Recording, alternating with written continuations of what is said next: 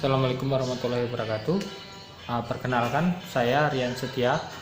Jabatan saya adalah Kepala Seksi Pelayanan Publik pada Dinas Pelayanan Terpadu di Kota Neapolis, dan saya di sini sebagai Ketua Tim Percepatan Perbaikan Pelayanan Publik untuk masa tugas 1 tahun. Oke. Tugas tim Percepatan Perbaikan Pelayanan Publik adalah menyusun konsep rencana strategis di bidang pelayanan publik, penyelesaian misi dan misi program kerja Kota Neapolis di bidang pelayanan publik. 2, 3, cepat dan tanggap dalam merespon keluhan dan masalah dalam pelayanan publik. 4, melakukan evaluasi dan perbaikan terhadap penyelenggaraan pelayanan publik yang sudah berjalan di Kota Neapolis. Oke. Dari berapa hari saya melakukan pengenalan terhadap Kota Neapolis dan pelayanan publiknya, saya mendapatkan beberapa catatan terhadap kondisi pelayanan publik dari Kota Neapolis ini.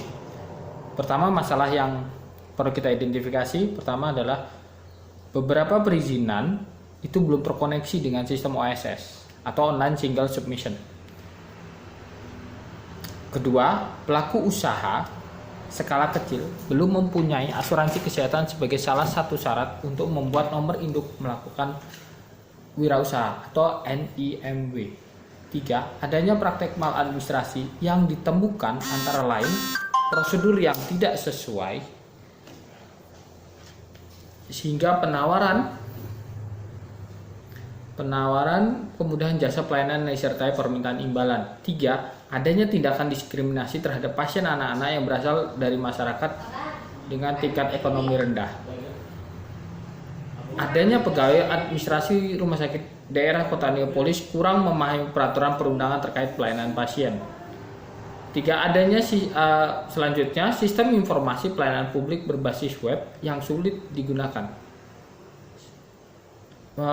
Terakhir adalah salah satu dan ada kasus dari pegawai dinas kesehatan bernama Sujusi Manalagi yang menjadi tersangka dugaan ujaran kebencian terhadap masyarakat Kota Neapolis ini. Nah, analisis dari masalah-masalah ini bisa kita kelompokkan satu demi satu. Contohnya, kasus pertama tentang sistem OSS Single Submission.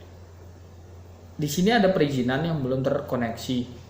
Jadi perlunya tim IT dari sistem OSS dan kepala seksi perizinan bidang pembangunan daerah yang sebagai pemberi penjelasan pertama untuk bertemu dengan tim tersebut sehingga bisa menemukan titik masalahnya. Kedua, pelaku usaha kecil yang belum mempunyai asuransi kesehatan itu harus dicoba dibantu untuk melakukan pendaftaran dalam asuransi kesehatan sehingga bisa memenuhi syarat untuk membuat nomor induk melakukan wirausaha. Hal ini juga perlu kita lakukan adalah pertemuan antara pihak usaha kecil atau pihak asuransi kesehatan yang kita temukan dalam satu forum untuk membahas kemudahan dan pentingnya tentang asuransi kesehatan. Oke, masalah selanjutnya adanya praktek maladministrasi yang ditemukan antara lain prosedur yang tidak sesuai hingga penawaran kemudahan jasa. Nah, kita perlu mengidentifikasi benarkah kasus ini, siapakah yang melakukan pegawainya, dan apa motif dari dasar melakukan ini. Ketiga, adanya tindakan diskriminasi.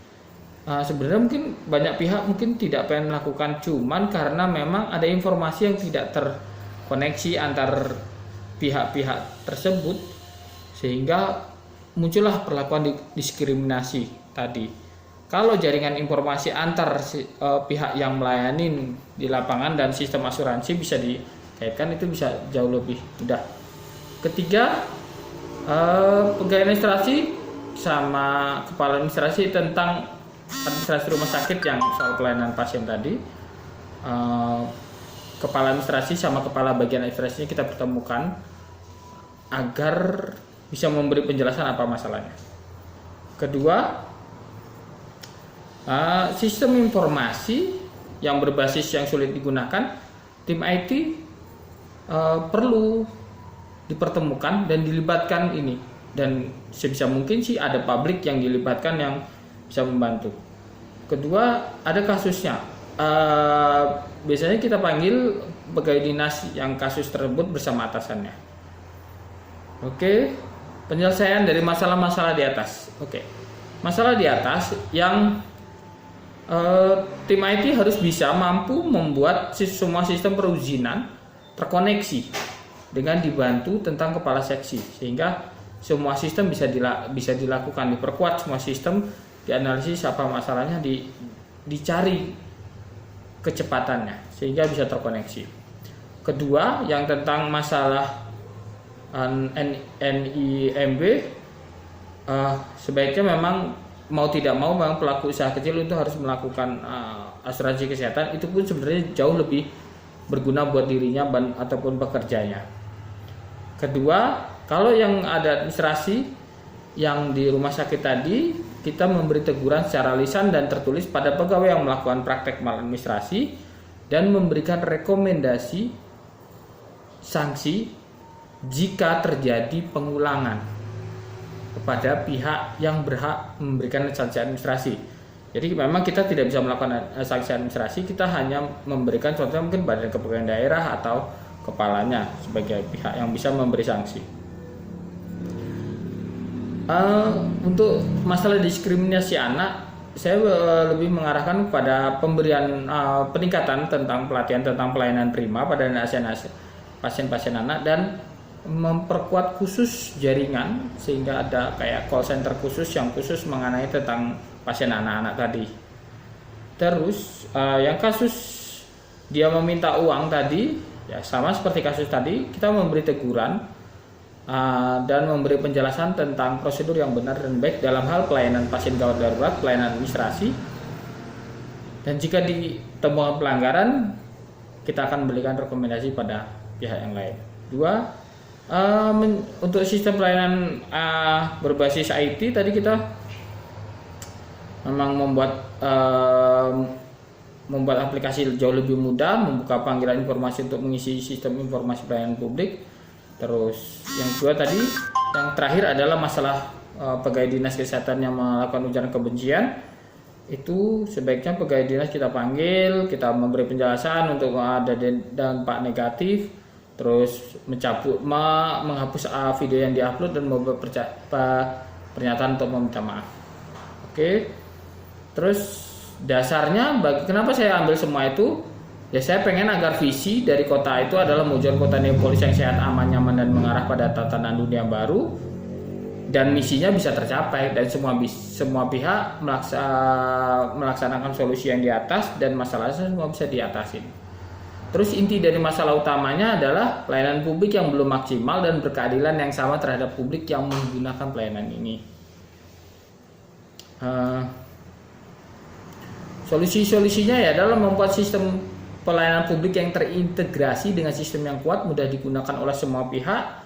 Terus mengintegrasikan satu identitas bisa digunakan sebagai data penyimpanan semua yang terkait dengan dirinya, satu kartu untuk semuanya dan terintegrasi. Perbaikan penghasilan pada pegawai yang melaksanakan pelayanan publik berbasis kinerja, pelayanan dan penilaian publik. Terakhir adalah kendala yang muncul, pasti server yang bermasalah, IT yang belum sanggup atau itu, dan semuanya itu harus kita persiapan, kita perkuat. Terus adanya masyarakat yang belum memiliki identitas atau identitas ganda, dan kita bisa memperkuat cara identifikasi yang baik secara digital atau dari catatan kesehatan. Itu terima kasih presentasi dari saya. Saya ucapkan terima kasih.